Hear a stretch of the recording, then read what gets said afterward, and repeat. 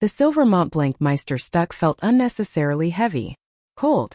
Like the air conditioning on the 42nd floor of the Vance and Sterling building, overlooking a gray, rain-slicked Manhattan grid. $50,000 of polished Honduran mahogany separated me from my half-siblings. Richard Vance, a senior partner whose teeth were so perfectly veneered they looked like architectural tile, offered me a patronizing smile. "Sign it, Victoria," Julian whispered. His voice was pure New England old money, smooth as single malt scotch, but underneath lay a distinct metallic malice. "Give back the keys to a house you never truly belonged to. Let's end this little charade." I didn't cry. I didn't blink. I picked up the pen, feeling the textured grain of the 24-pound bond paper beneath my fingers, the quitclaim deed for the 30-room Sterling mansion in Southampton, a prime piece of Atlantic coastline valued at $45 million. I signed my name Victoria Sterling with a single unbroken stroke. I pushed the document across the table. "It's yours," I said, keeping my voice flat, devoid of the grief that had consumed me for 90 days. "Completely and legally." Julian's chest expanded. Beside him, his sister Beatrice let out a sharp, aristocratic breath, her manicured fingers tightening around her Hermes clutch. Vance smiled, a vulture approving a carcass, and pulled the deed toward him. He put on his tortoiseshell reading glasses, flipping to the back to verify the notary stamp and the standard Schedule B attachments. 10 seconds. That's all it took. The silence that followed was heavy, sudden, and absolute. The hum of the Manhattan traffic below seemed to vanish. I watched Vance's eyes track across the final paragraph of the liabilities amendment. The skin around his jaw tightened. The artificial color in his cheeks drained away, leaving a pasty yellow-gray. His breathing hitched. His left hand, still holding the expensive fountain pen, began to tremble so violently that the silver casing clattered against the mahogany desk, slipped, and hit the marble floor. The nib snapped. Dark blue ink began to bleed into the white stone. "Richard." Julian's voice lost its smooth polish. "What is it?" Vance didn't answer. He couldn't. He just stared at the page as if looking into an open grave. To understand the geometry of that silence, you have to go back 3 months. To the rain that refused to stop falling over St. Thomas Church on 5th Avenue during my father's funeral. Arthur Sterling was a self-made billionaire, a predatory shark in the shipping and real estate industries who had a singular, unexpected soft spot me. He had pulled me out of a state-run group home in Chicago when I was 7, formalizing an adoption that enraged his biological children. Julian and Beatrice viewed love as a zero-sum game played with corporate shares. To them, I wasn't a sister. I was a diluted fraction of their net worth. At the funeral service, the church smelled of burning frankincense, wet wool, and old money. I stood 3 rows back from the mahogany casket, deliberately isolated. Julian and Beatrice occupied the front pew, flanked by senators, Wall Street executives, and the city's social elite. They didn't look back at me once. They didn't need to. The execution of their strategy had already begun. During the reception in the library of the Upper East Side penthouse, Beatrice cornered me near the brass globe. She wore a vintage black lace veil that cast spiderweb shadows across her high cheekbones. She held a glass of mineral water, her diamonds catching the dim chandelier light. "You look tired, Victoria," she said, her tone dripping with a practiced maternal pity that made my skin crawl. Grief is so terribly exhausting when you have no family foundation to lean on. But then you've always been resilient, haven't you? A survivor from the streets. Julian joined her, hands deep in the pockets of his bespoke charcoal suit. He didn't look like a man who had just buried his father. He looked like a man who had just closed a successful hostile takeover. "We've reviewed the preliminary estate allocation with Vance," Julian said, leaning in just enough so his scent of expensive cedarwood crowded my space. "The board feels it's best if we clean up the ledger. The Southampton house. It's an unnecessary complication for someone with your modest lifestyle. The public loves a good story. The tabloids are always looking for cheap revenge stories where the adopted outsider tries to milk the family dry. We want to avoid that. For your sake. Our father titled that property to me individually 3 years ago, Julian," I said softly, my voice steady despite the adrenaline spiking in my chest. "It's outside the probate estate." Julian let out a short, dry laugh. Everything is negotiable, Victoria. Especially when your bridge loan accounts are frozen pending an audit of Arthur's final medical expenses. We can tie you up in surrogate court for the next 10 years. You won't have enough liquidity to pay the property taxes on that mansion, let alone the legal fees to defend it. Sign it back to the family LLC. We'll give you a modest severance. If you refuse. He paused, his eyes narrowing into cold, gray slits. We will dismantle your reputation in the financial sector before the week is out. You'll be unhireable from Wall Street to London. It was a beautiful piece of extortion. Clean. Professional. Conducted over crystal glassware and soft jazz. They weren't street thugs. They were civilized predators using the legal system as a blunt instrument. They viewed me as an insect to be brushed off the family crest. They were classic textbook greedy heirs, the kind of children who mistake their birthright for competence, completely blind to the reality that they hadn't earned a single dollar they spent. I looked at them, and for the first time since Arthur's heart stopped, I felt a cold, crystalline calm settle over me.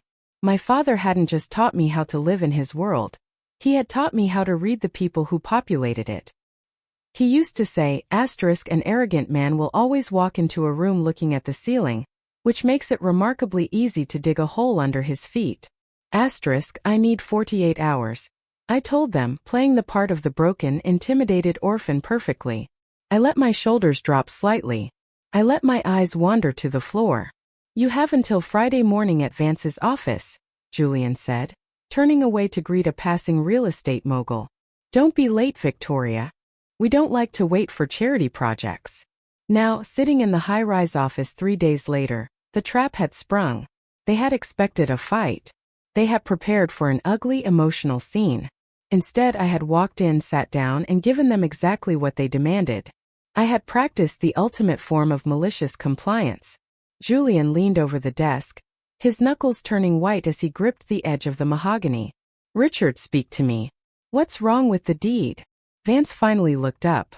The professional veneer was entirely gone. His lower lip twitched, and his voice when he spoke was an octave higher than normal, cracked and dry. Julian.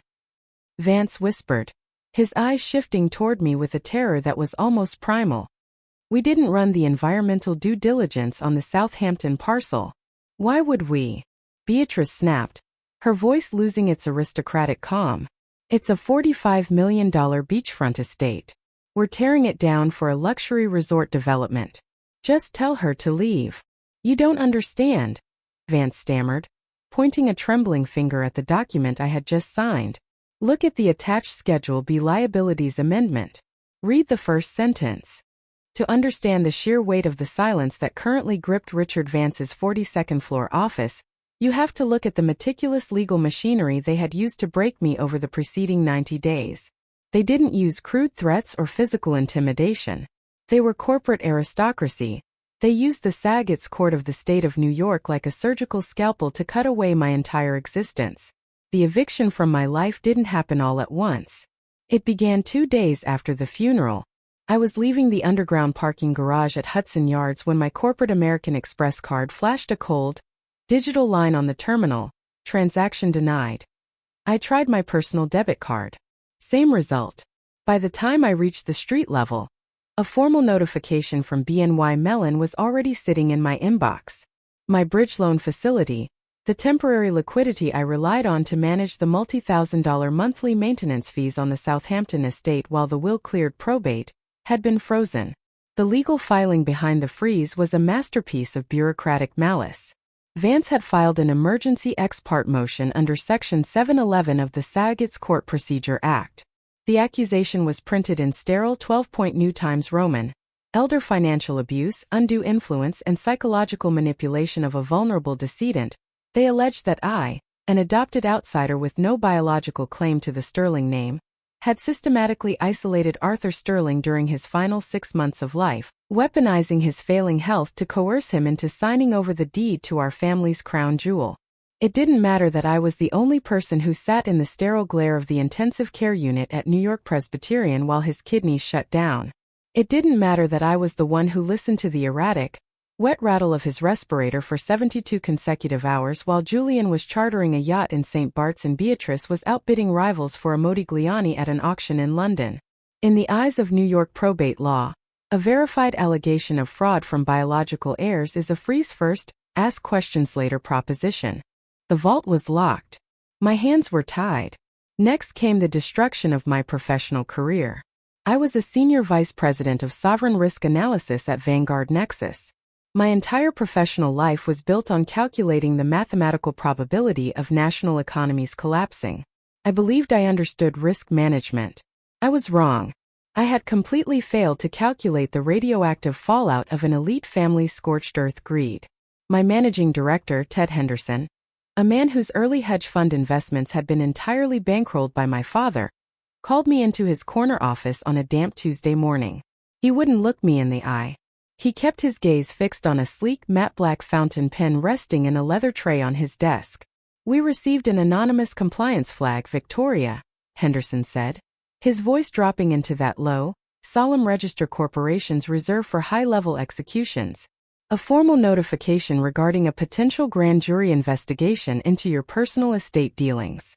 The firm simply cannot be associated with accusations involving the financial exploitation of the elderly. It's an unacceptable reputational liability." "It's a fabricated civil motion, Ted," I said, my voice completely level even though my throat felt like it was coated in dry sand. "There is no grand jury." Julian filed a civil petition to force a leverage play on the Southampton property. "You know how he operates." He offered a thin, non-committal shrug, turning his chair toward the window. "The executive committee made the final determination. We're letting you go for cause. Effective immediately. No severance. Your regulatory FINRA U4 form will permanently reflect the compliance dispute. That U4 form was my professional death warrant. In the financial sector, a stained regulatory record means you are instantly radioactive. Within 48 hours, the corporate leasing company informed me that my apartment in Tribeca was being revoked since the firm was no longer guaranteeing the rent. I packed my entire life into 4 cardboard boxes from Home Depot. I didn't shed a single tear. Tears are an inefficient expenditure of moisture, and I needed every ounce of my energy to think. Instead, I moved into a 4th-floor walk-up apartment in Astoria, Queens.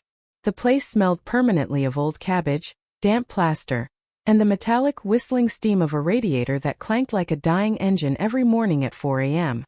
The elevated N train rattled past my window every 11 minutes, vibrating the yellowed linoleum floors until my back teeth ached from the resonance. I lived on instant Nissan ramen and stale black coffee. My hands, which used to be soft from high-end Manhattan salons, became raw red and chapped from scrubbing decades of grease off an ancient gas stove. My former social circle, the people I used to share $500 bottles of Burgundy with at Balthazar, simply vanished. My text messages went unread. My emails bounced back from corporate servers. I became a ghost walking through the very financial district I used to analyze. During those freezing nights in Queens, the UTC, that suffocating deep-seated sense of absolute injustice, became a physical weight inside my chest. It sat directly on my sternum, making every inhalation a conscious, painful effort. I lay awake listening to the train screeching on the iron rails outside, remembering the summers at the Southampton mansion. I remembered being 14 years old, sitting on the wraparound mahogany porch, believing Beatrice when she stroked my hair and told me she loved my wild, resilient spirit. I remembered Julian teaching me how to trim the sails on my father's yacht, laughing as the Atlantic spray hit our faces. It had all been a long, calculated performance. They had been waiting for Arthur Sterling to die since the very day he brought me home from the State Group home. Their affection wasn't real. It was merely a holding pattern while they figured out the cleanest way to cut the stray mud out of the family lineage. The final blow arrived via a private process server on a rainy Thursday afternoon. It was a heavy, cream-colored envelope containing a formal deposition subpoena, accompanied by a handwritten note from Julian on his personal corporate stationery. He wanted to meet privately in a dining room at the University Club. Before the formal court filing, when I walked into the wood-paneled room, Julian was systematically sliding oysters out of their shells. He didn't offer me a chair. He didn't even look up until he had swallowed the last one, meticulously wiping his mouth with a stiff, white linen napkin. "You look terrible, Victoria," he said, his tone entirely devoid of the warmth he used to fake on the sailboat. "Queens doesn't seem to agree with the sterling aesthetic. The air out there is a bit thick, isn't it?" "What do you want, Julian?" I asked, sitting down across from him without taking off my coat. The radiator in my building had been broken for a week, and my bones felt permanently chilled. He leaned forward, resting his tailored forearms on the table. His eyes were completely dead. "We are filing the formal criminal complaint with the district attorney's office on Monday morning. Vance has constructed a very compelling narrative about how you altered our father's hospice medication schedules to cloud his executive function before he signed that Southampton deed over to you. The DA loves high-profile elder abuse cases. It makes for fantastic press before an election cycle." I stared at him, my heart hammering against my ribs like a trapped bird. "You know that's perjury, Julian." I followed the medical charts to the milligram. "I saved his life twice when he went into anaphylactic shock because you forgot to check his allergen sheets." "Perjury is such an ugly middle-class word," Julian countered, a slow, patronizing smile creeping onto his face. "Let's call it a difference of interpretation. The point is, Victoria, you don't have the capital to fight a criminal indictment. Even if you manage to win after 5 years in a courtroom, your life is completely over. You'll be 35, bankrupt and broken. Is that drafty old house in the Hamptons really worth a sell at Bedford Hills?" He reached into his breast pocket and slid a document across the table. "The quitclaim deed. Sign the mansion back to our family LLC," he murmured, his voice dropping into that smooth, hypnotic purr. "We will drop the SCPA motion. We will notify the compliance boards that it was an administrative misunderstanding. We'll even give you $50,000 to clear your little debts and find a nice, quiet apartment somewhere far away from New York. Consider it a final act of charity from the bloodline." He thought he had broken me. He saw the slight tremor in my fingers, which was actually from the cold and a lack of protein, and assumed it was absolute terror.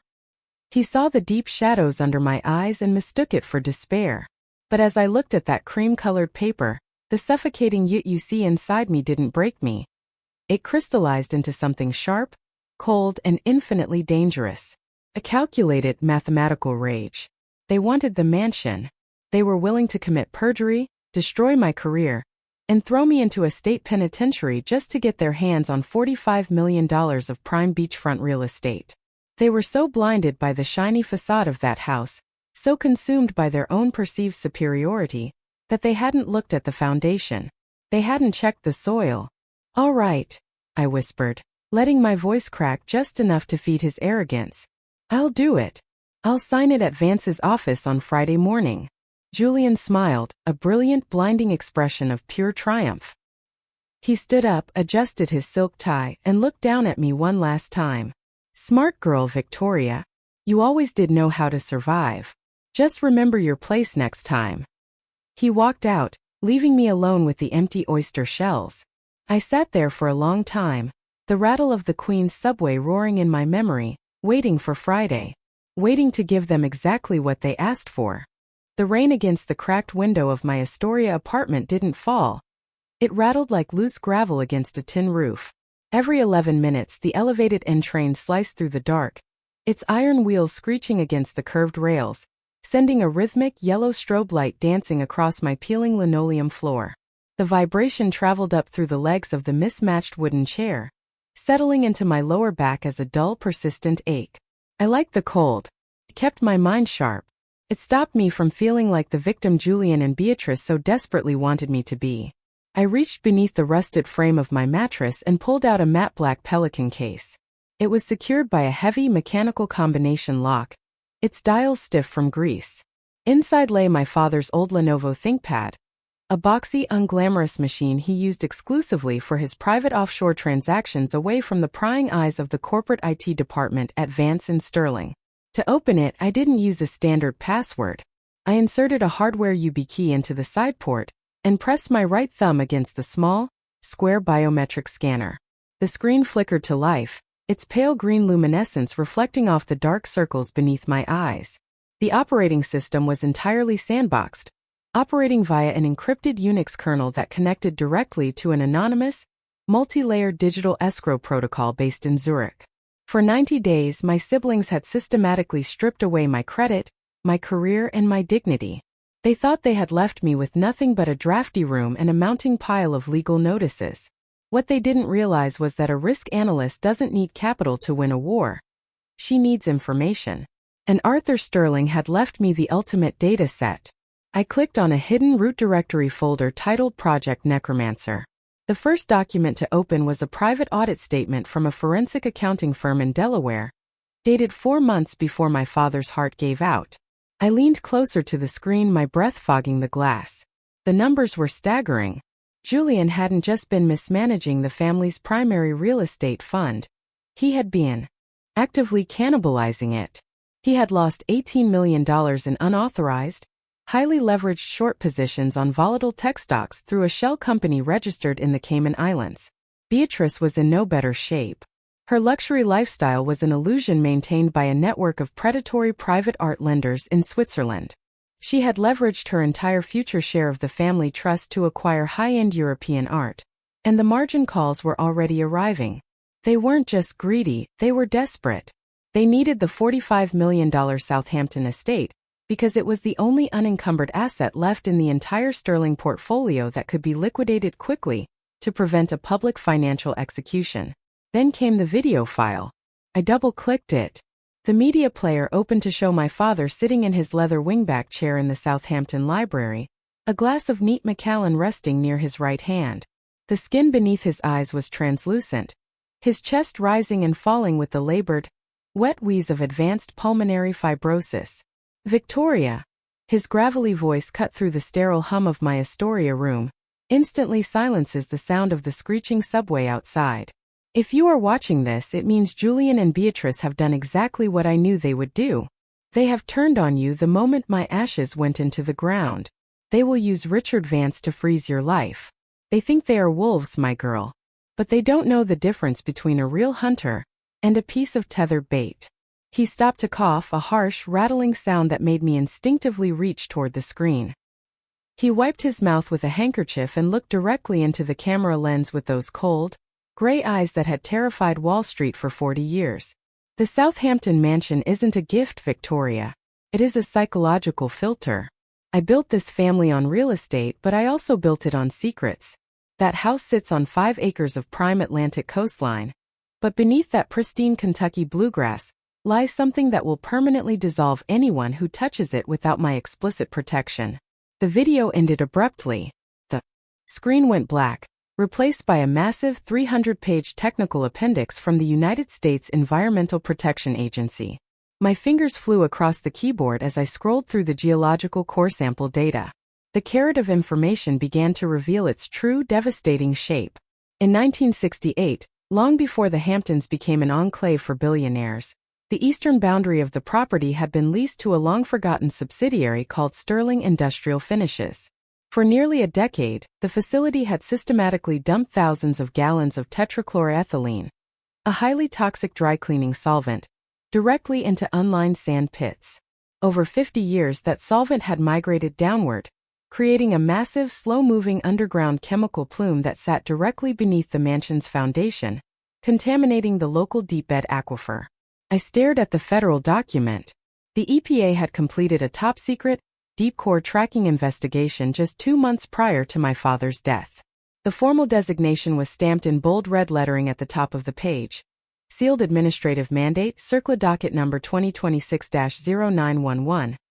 Under American environmental law, specifically the Comprehensive Environmental Response, Compensation and Liability Act, liability for toxic waste cleanup is absolute, retroactive, and joint and several. This meant the federal government didn't care who originally spilled the chemical 50 years ago. The moment a new owner accepted the deed to that land without an explicit, pre-approved federal indemnity waiver, they became personally and entirely responsible for the entire cost of the environmental remediation. I scrolled down to the engineering estimates for the cleanup. My heart stopped, then resumed with a slow, heavy thud. The cost for a total soil vapor extraction system and groundwater purification project was calculated at $62,400,000. It was a financial black hole. More importantly, federal environmental debts under CERCLA cannot be discharged through standard corporate bankruptcy. The government has the statutory authority to pierce any corporate veil, attaching the debt directly to the personal bank accounts, real estate, and stock portfolios of the individual signatories on the deed.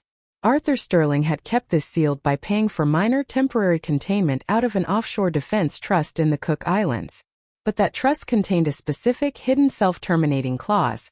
The moment the deed to the Southampton property was transferred to any third party via a quitclaim structure, the defense fund would instantly dissolve, and the full unmitigated weight of the $62 million federal liability would slam into the new owner like a freight train. This was the Trojan horse. My father had left the mansion to me because he knew my siblings' unyielding arrogance would drive them to steal it from me. He knew they would use brute legal force to corner me, never stopping to ask why the prize was being surrendered so easily. I checked the time on the corner of the laptop screen. 2:14 a.m. The next train rattled past, shaking the cheap desk, but this time the ute you see inside my chest was completely gone. In its place was the absolute, icy precision of an analyst who had just found the exact flaw in the enemy's defensive line. Julian and Beatrice were moving too fast. Because of their desperate need for immediate liquidity, they were bypassing standard title insurance searches and independent environmental assessments to save a few $1,000s in administrative fees. They wanted a clean, fast extortion. They wanted me to sign a quitclaim deed directly to their personal holding company, Sterling Assets LLC, so they could flip the property to a foreign investment group by the end of the month. They were so busy looking at the ceiling that they were about to step directly into an open grave. I picked up my prepaid burner phone from the chipped laminate counter. My fingers were cold, but my hand didn't shake. I dialed Julian's private cell number. It rang 3 times before his voice came through the line, heavy with sleep but instantly sharpening into that familiar, condescending arrogance. Victoria? Do you have any idea what time it is? I forced my voice to drop, let it crack with a carefully orchestrated tremor. Breathed heavily into the receiver, letting the background noise of the clanking Astoria radiator fill the silence. Julian, I whispered, sounding exactly like the broken, terrified orphan he wanted me to be. I can't do this anymore.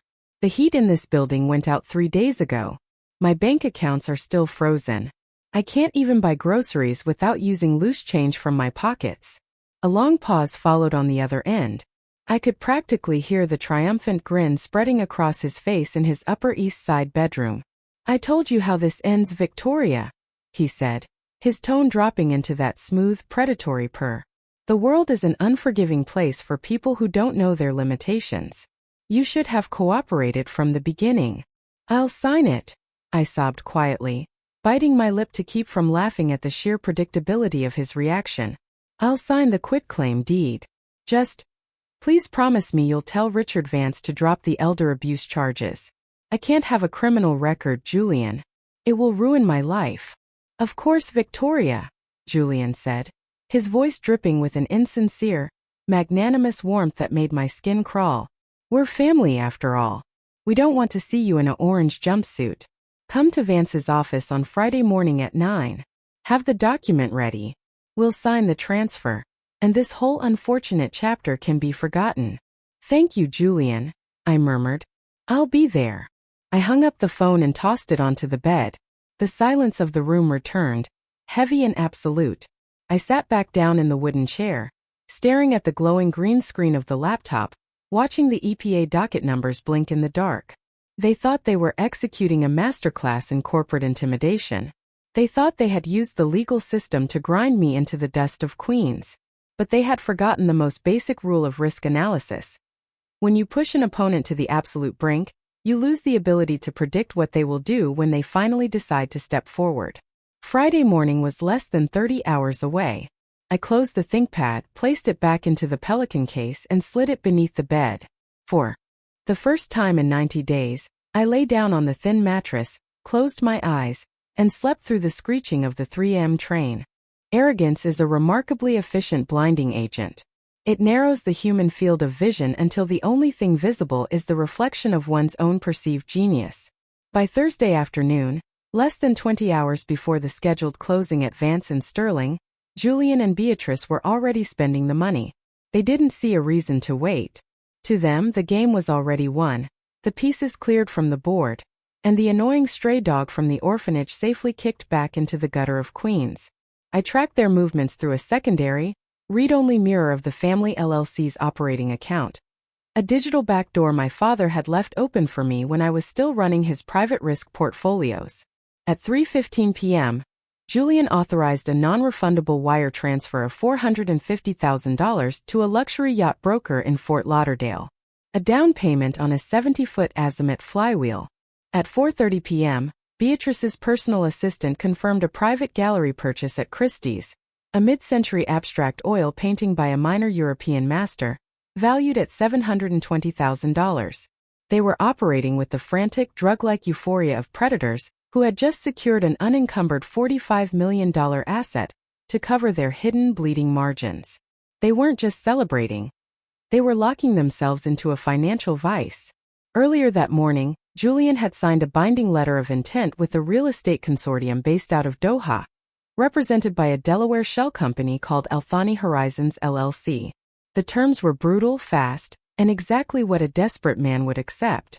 The consortium agreed to purchase the Southampton parcel for $42 million in cash, bypass standard closing delays, and wire the full amount into Sterling Assets LLC by Monday at noon. The catch was a strict, non-performance penalty clause. If Julian failed to deliver a clean, unencumbered title by Friday at 5 p.m., Sterling Assets LLC would forfeit a $5 million escrow deposit held by Chase Bank. Julian had backed himself into a legal corner. He needed my signature on that quitclaim deed on Friday morning or his entire corporate empire would implode by Monday afternoon. That was his first fatal mistake. The second occurred inside the mahogany-lined walls of Richard Vance's private office during their final strategy meeting. "We need a standard environmental affidavit from the title insurance company, Julian," Vance had muttered. His voice captured clearly through the encrypted audio feed of the office's smart conference system, which my father had integrated into his security protocols years ago. New York State real property law is strict on coastal parcels. If we close using a basic quitclaim structure without a Phase 1 environmental site assessment, we are technically absorbing any latent property defects. "We don't have 3 weeks for a Phase 1 assessment, Richard," Julian's voice snapped back, sharp, dismissive, dripping with the impatient authority of a Wharton graduate who believed corporate law was merely a set of suggestions for the lower classes. "The Doha Group closes on Monday. If we delay for a soil test, they walk, and the Chase escrow flips to them. The house is a landmark. It's been in our family name for half a century. What could possibly be wrong with the dirt?" "It's standard due diligence, Julian," Vance insisted, though his tone was already weakening, yielding to the financial weight of the billable hours Julian controlled. "Victoria has been managing that property for 3 years. If she suspects something, Victoria is currently living on instant noodles in a drafty apartment next to an elevated subway line," Julian interrupted, letting out a short, dry chuckle that echoed coldly through the microphone. "She doesn't suspect anything. She's a broken, frightened orphan who is terrified of spending her 30s in a federal penitentiary on elder abuse charges. She's signing the paper because she has no choice. She wants her frozen $50,000 so she can go back to being a nobody. Prepare the quitclaim. Leave the liability waivers as standard as is clauses. We close at 9 sharp." Vance capitulated. He pulled the standard New York Real Property Form 5022 onto his screen and began typing. He didn't order the title search. He didn't verify the EPA registry. To him, I was an amateur, an outsider who had lost her leverage the moment my bank accounts were frozen. While they were drinking champagne at Fasano's on Park Avenue, toasting to their impending corporate resurrection, I was sitting under the buzzing fluorescent bulb of a 24-hour Kinko's in Astoria. The air smelled of ozone, cheap toner, and the damp wool of my winter coat. My hands were stiff from the chill, but my movements were methodical, deliberate, and entirely devoid of emotion. I wasn't compiling a defense. I was assembling an execution order. Using the secure Unix terminal on my father's ThinkPad, I accessed the online filing portal for the United States Environmental Protection Agency's Region 2 Enforcement Division. I filled out Form 3200-11, A confidential whistleblower disclosure under the provisions of the Federal Superfund Act. I didn't just type out a generic complaint. I attached 40 years of geological core sample data, internal chemical purchase ledgers from Sterling Industrial Finishes dating back to 1974, and the top-secret EPA core tracking report from 2 months ago that my father had intercepted. I mapped out the exact coordinates of the tetrachloroethylene plume, showing how it had migrated directly beneath the Southampton mansion's foundation, contaminating the local deep-bed aquifer that supplied water to the neighboring estates of 3 hedge fund billionaires. The law under CERCLA is a beautifully binary instrument. The moment a formal whistleblower disclosure containing verifiable data is logged into the Federal Registry, an automatic, non-discretionary administrative freeze is triggered. The EPA doesn't notify the property owner immediately. They process the documentation, verify the chemical footprint, and prepare an emergency remediation mandate. I timed the submission with the precision of a high-frequency trading algorithm. I hit the submit button at exactly 11:45 p.m. on Thursday night. The system generated a digital confirmation receipt, EPA Enforcement Action Docket Number 2026-0911. The administrative bomb was now live, sitting silently inside the federal mainframe, waiting to detonate the exact moment. The deed transferred ownership. Next, I opened a separate encrypted browser tab and logged into the IRS Whistleblower Office portal under Internal Revenue Code Section 7623B. I filed a formal report detailing Julian's unauthorized $18 million Cayman Island short positions, linking them directly to the tax-exempt corporate accounts of Sterling Assets LLC. If Julian used the proceeds from the Southampton sale to cover those losses without declaring the capital gains and the illegal offshore transfers, the IRS Criminal Investigation Division would have a clear, statutory mandate to freeze every asset linked to his Social Security number within 72 hours. I printed out the confirmation pages, folded them into neat thirds, and slipped them into the interior pocket of my black trench coat. I walked back to my drafty apartment through the freezing New York drizzle.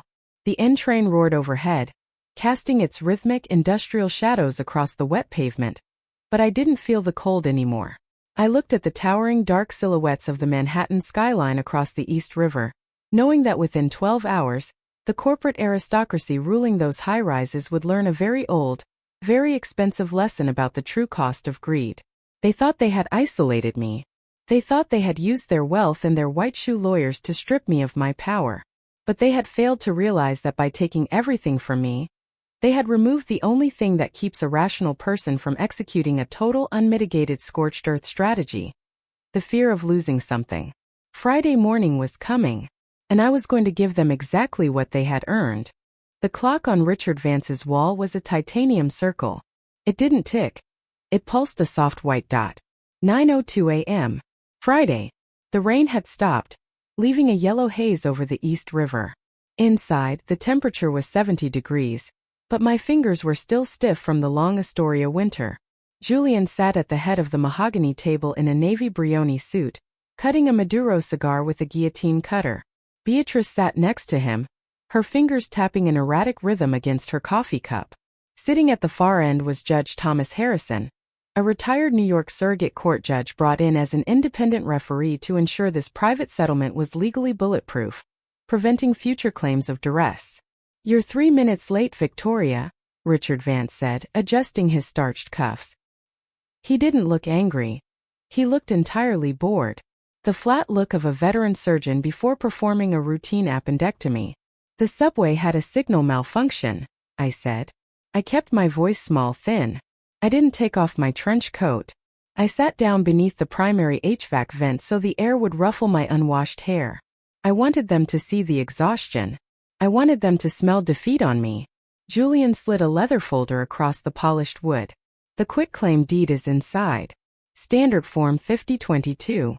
It transfers your purported rights to the Southampton property directly to Sterling Assets LLC.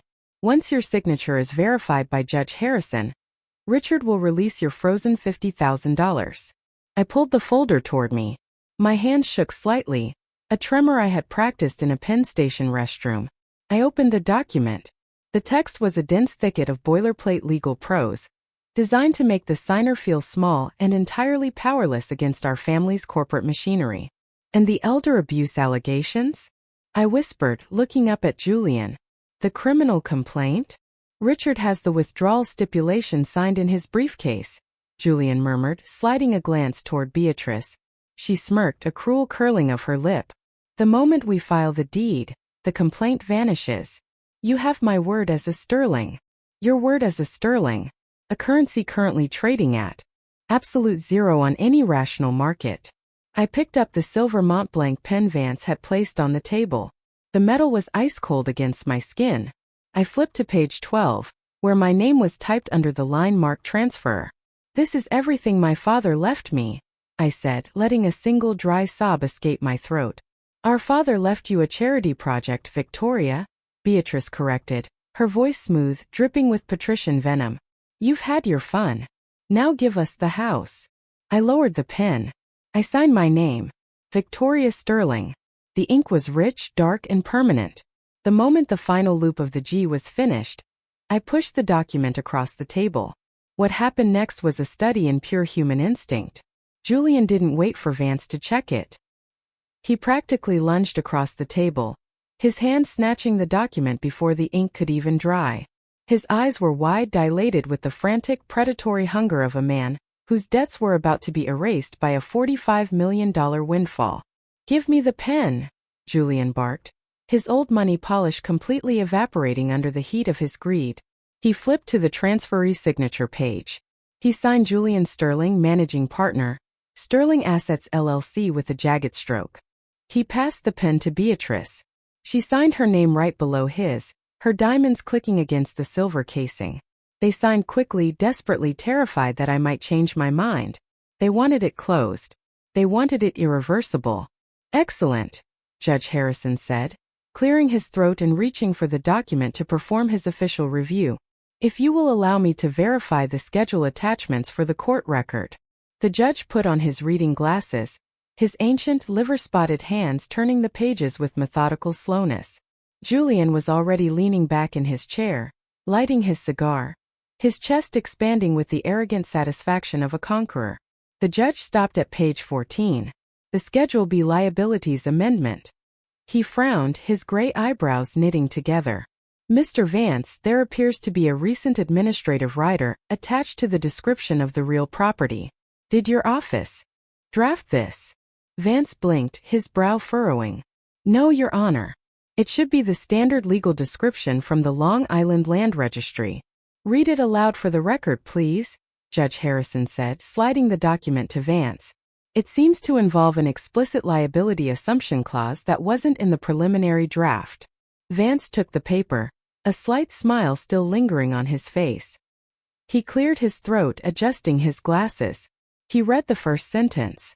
The transferee hereby explicitly accepts and assumes all active, retroactive federal and state liabilities, specifically including the pending EPA Superfund mandate under CERCLA docket number 2026-0911, and unconditionally waives any right to corporate veil protection, binding the personal assets of the signatories to the full execution of the $60 million environmental remediation debt. The sentence ended, but the silence didn't. It was a physical entity that dropped from the ceiling, thick and suffocating. Vance's voice didn't just stop, it died in his throat. The slight, professional smile on his face froze. His features locked into a bizarre, grotesque mask of sudden comprehension. I watched the color leave his skin. It didn't fade, it plunged. The healthy Hampton's tan glow of his cheeks turned into a pasty, chalky gray within 3 seconds. A single heavy bead of sweat formed at the hairline near his temple, tracked slowly down his cheekbone, and hung suspended on his trembling jawline. His eyes expanded, the whites showing all the way around the irises as he stared at the red federal docket number printed on the page. His left hand began to shake so violently that the heavy bond paper rattled against the mahogany like dry leaves in a winter wind. Richard? Julian asked, his voice suddenly sharp, his cigar hovering inches from his face. What the hell are you reading? Vance didn't look at him. He couldn't move his eyes away from the paper. Julian. He whispered, his voice cracking like dry wood. Oh God, Julian. What is it? Beatrice screamed, her aristocratic composure shattering into a high-pitched, ugly panic as she saw the sheer terror on her lawyer's face. Trap had sprung. The signatures were dry. And the $60 million federal bomb was officially theirs. Richard Vance's voice didn't just shake. It cracked like thin ice over a winter pond. Julian, look at the signature page. You didn't just sign as managing partner of Sterling Assets LLC. You signed the personal guarantee rider. Beatrice did too. It's a joint and several liability clause under federal environmental law. Julian dropped his cigar. The glowing orange tip rolled across the polished mahogany, scorching the expensive finish before smearing ash across his navy trousers. He didn't even notice. What the hell are you talking about, Richard? It's a house. It's prime beachfront dirt. It's a federal toxic waste site, I said. My voice wasn't thin anymore. It didn't tremble. I stood up slowly, buttoning my black trench coat, my posture straightening as I looked down at them. The submissive, broken orphan they thought they had starved out in that drafty queen's apartment vanished. The Comprehensive Environmental Response, Compensation and Liability Act. Section 107. Under American environmental law, liability for a hazardous substance plume is absolute. It retroactively attaches to whoever holds the title. There is no corporate shield here, Julian. The EPA doesn't care about your Wharton MBA or your family lineage. They care about the $62 million. For $100,000 it will take to excavate 5 acres of saturated tetrachloroethylene from the local deep-bed water table. Beatrice's face went hollow, the tight skin around her cheekbones twitching. Her hand shook so violently she spilled her lukewarm coffee across the legal documents. You knew this all along. You lied to us. I didn't say a single word about the environment, Beatrice. I replied, my tone flat, measured, carrying the ice-cold precision of a financial risk analyst delivering an execution order. You demanded the deed. You used a fraudulent probate motion to freeze my bank accounts. You ruined my career and threatened me with a state penitentiary. I simply practice what the courts call malicious compliance. I gave your lawyers exactly what they extorted from me. I didn't dig the hole under your feet. Your own unyielding greed did. Rip it up. Julian roared, his old money polish completely evaporating as he lunged across the table toward Judge Harrison. Say no, D. It's not a valid contract. It's a setup. Don't touch that document, Mr. Sterling, Judge Harrison snapped, his voice carrying the iron weight of 30 years on the New York bench. He pulled the leather folder away from Julian's grasping fingers with a practiced, dismissive flick of his wrist. The signatures have been witnessed, notarized, and fully executed. My clerk uploaded the e-filing packet to the Suffolk County Land Registry office exactly 60 seconds ago. The transfer is official public record. It is legally irreversible. Right on cue, the heavy oak doors of the 42nd floor conference room swung open with a sharp click. 3 people stepped inside the room. They didn't wear tailored Italian suits or expensive silk ties. 2 of them wore dark blue tactical windbreakers with bold gold lettering across the back. EPA Criminal Investigation Division. Flanking them was a sharp-eyed man in a charcoal suit holding a heavy leather briefcase, an asset forfeiture coordinator from the Internal Revenue Service. The lead EPA agent, a veteran named Miller with a face like chiseled New England granite, stepped toward the table, flashing his federal credentials. Julian Sterling? Beatrice Sterling? I am Special Agent Miller. We are serving an emergency administrative mandate under CERCLA docket number 2026-0911. Your holding company, and you both as individual personal guarantors, are hereby ordered to deposit $20 million into a federal environmental escrow account within 48 hours to fund the initial containment perimeter. $20 million? Julian staggered backward, his leather chair scraping loudly against the marble trim of the floor. Our accounts, our funds are fully leveraged. We don't have that kind of liquid cash. The IRS officer stepped forward, opening his briefcase with 2 sharp clicks of the brass locks. Then the federal government will begin the immediate seizure of your secondary assets, Mr. Sterling.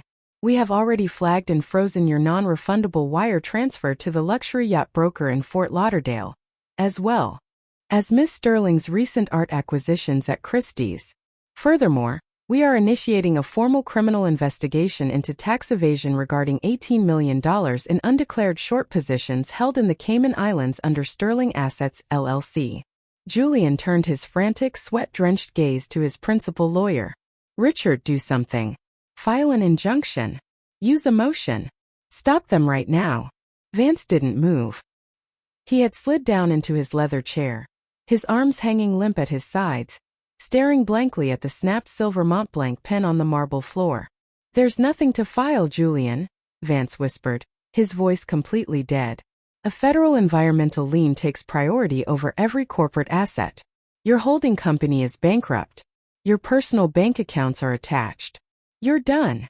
Beatrice let out a ragged, unglamorous scream, her manicured fingers clawing at her own face as her pristine upper-class illusion shattered. She fell back into her chair, sobbing hysterically, realizing that the luxury lifestyle she had ruined my life to protect had just been dissolved by a single paragraph of federal law.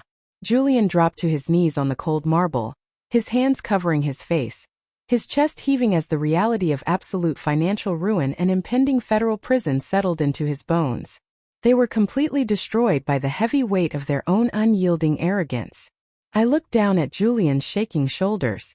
Our father left a private trust containing $100 million in clean bonds, I whispered. Enjoy the toxic dirt, Julian. I'll take the clean fortune. I walked out into the warm Manhattan sun, completely free and vindicated. Would you have the patience to let greedy heirs dig their own grave?